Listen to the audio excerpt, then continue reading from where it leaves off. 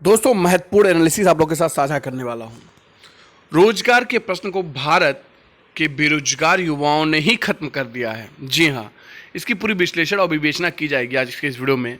आप सभी को पता है कि जर्मनी ने बेरोजगार होने से बचा लिया, अमेरिका ने बेरोजगार होने दिया, भारत ने राम भरोसे छोड़ दिया। महामारी एक है, जर्मनी और अमेरिका एक नहीं है। रोजगार और बेरोजगारी को लेकर दोनों नीति अलग अलग है। जर्मनी ने सारे नियोक्ताओं यानी कंपनियों, दफ्तरों और दुकानों के मालिकों से कहा कि उनके पेरोल में जितने भी लोग हैं उनसे सिर्फ एक फॉर्म भरवा लें, कोई प्रमाण पत्र नहीं, कोई लंबी चौड़ी प्रक्रिया नहीं। सभी को जो वेतन मिल रहा था उसका 60 से 87% तक उनके खाते में जाने लगा। बेशक वेतन 100% नहीं मिला, लेकिन नौकरी जाने से अच्छा था कि 60 से 87% पैसे मिले। ऐसा कर जर्मनी की सरकार ने लोगों को बेरोजगार होने से बचा लिया। छटनी ही नहीं हुई, जर्मनी में 1 करोड़ लोगों को इस स्कीम का लाभ मिला। इसलिए महामारी के महीनों में यानी मार्च अप्रैल में जर्मनी में बेरोजगारी की दर सिर्फ 5% से बढ़ के 5.8% हुई। अमेरिका में बेरोजगारी की दर 4.4% से बढ़ के 14.7% हो गई।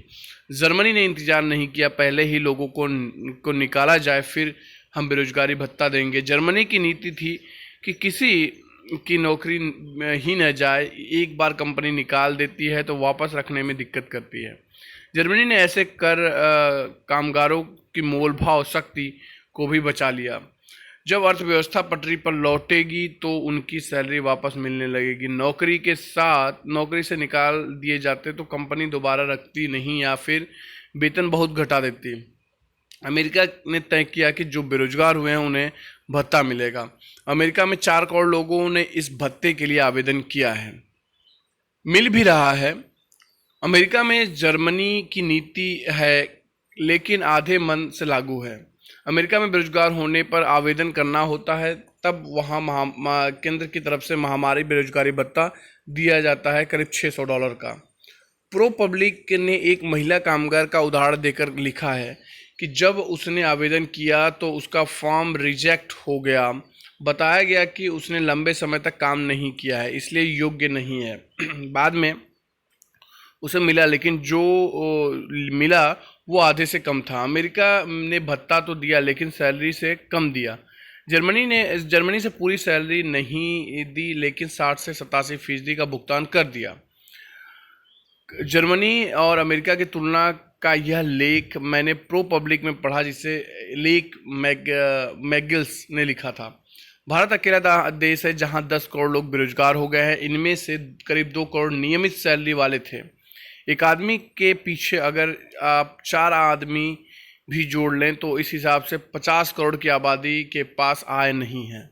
फिर भी भारत में बेरोजगारी की चर्चा नहीं है, मीडिया नहीं कर रही है। मान सकता हूँ क्या लोग कर रहे हैं। इसलिए भारत में राजनीति करना सबसे आसान है, क्योंकि यही एक देश है जहाँ रोजगार एक राजनीतिक मुद्दा नहीं है। लोग बात नहीं कर रहे हैं। भारत का युवा सिर्फ अपनी भर्ती परीक्षा की बात करता है। बेरोजगारी और उससे संबंधित तो सबके लाभ की नीति पर बात नहीं करता है। 2 साल पहले तक रोजगार से संबंधित मसले में गहराई से डूबे रहने के बाद ज्ञान प्राप्त हुआ कि रोजगार के प्रश्न को भारत के बेरोजगार युवाओं ने ही खत्म कर दिया। इसलिए रोजगार राजनीतिक मुद्दा बन ही नहीं सका। बनेगा भी तो बहुत आसानी से आरक्षण और आबादी का हवाला देकर इन्हें आपस में बांट दिया जाएगा। एक जीत की तरह वह आबादी और आरक्षण को दुश्मन मान बैठा है। वह अपने भीतर इन्हीं भ्रामक बातों को लेकर अपनी पोजीशन तय करता रहता है और रोजगार की राजनीति और नीति निर्माण संभावनाओं को अपने ही पांव रौंद डालता है। आप इस युवा समाज का कुछ नहीं कर सकते हैं। उसे जर्मनी और अमेरिका का लाख उदाहरण दे दीजिए, वह लौट कर इसी कुएं में तैरने लगेगा। युवा स्वीकार नहीं करेगा, लेकिन उसकी सोच की बुनियाद में सीमेंट कम, रेत ज़्यादा है। यह रेत भ्रामक है, बातों की है। नेता रेत भर देते हैं। युवा व्यवस्था और नीति को बेरोजगारी का कारण नहीं मानता है, बाकी सबको मानता है। इसलिए बेरोजगार युवा सिर्फ बेरोजगार युवा नहीं है, उसके भीतर जाति धर्म की राजनीति को लेकर एक गहरी फॉल्ट लाइन बनी हुई है। इसके कारण आप इस युवा से किसी नए उम्मीद ही नहीं कर सकते हैं। हर बहस आपको उसी फॉल्ट लाइन में ले जाएगी, उसी फॉल्ट लाइन पर दम तोड़ देगी। बेरोजगारी को लेकर हमारा युवा इतना गंभीर है कि वह इस मसले पर छपे लेखों को भी गंभीरता से नहीं पढ़ता है। उसे सिर्फ अपनी कहने की जल्दी होती है, मेरा हो जाए। मैं समझता हूँ, लेकिन उससे भी तो हल नहीं निकल रहा है। युवा किसी से उम्मीद पाल लेगा, लेकिन रोजगार को लेकर राजनीति समझ के विस्तार और निर्माण के जटिल प्रक्रियाओं से नहीं गुजरेगा। व्हाट्सएप यूनिवर्सिटी और मीडिया का आग्रह ग्राहक हो चुका है। उसे खाद पानी के नाम पर टीवी की डिबेट और टिकटॉक का जो है भौड़ापन सा भा रहा है। काफ़ी महत्वपूर्ण पोस्ट था जो कि मैंने आप लोगों के साथ साझा किया। आशा करता हूँ ये पोस्ट आपको समझ में आया होगा और पसंद आया होगा। अपने राय कमेंट में दीजिएगा, अधिक से अधिक लोगों तक शेयर कर दीजिएगा। बहुत बहुत शुक्रिया दोस्तों।